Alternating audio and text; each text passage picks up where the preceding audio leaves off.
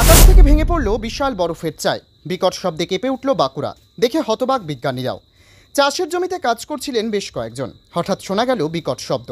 আকাশ থেকে পড়ল বিশাল বরফের চাই। না, কোনো বিদেশের ঘটনা নয়, এই ঘটনা ঘটেছে এ রাজ্যেই। বাঁকুড়ার সিমলাপালে হঠাৎ আকাশ থেকে উড়ে এসে পড়েছে বিশাল বরফের চাই, যা দেখে রীতিমতো তাজ্জব বিজ্ঞানীরাও। বেশ কিছুদিন ধরে টানা বৃষ্টিপাত হচ্ছে বাঁকুড়া জেলায়।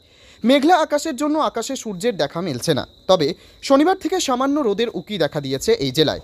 সিমলাপাল ব্লকের রামবনি গ্রামের চাষের কাজে বেরিয়েছিলেন বেশ কয়েকজন কৃষক। জমি পরিচর্যার সময়তেই ঘটেছে এই ঘটনা। হঠাৎ আকাশ থেকে পড়েছে বিশাল বরফের চাই।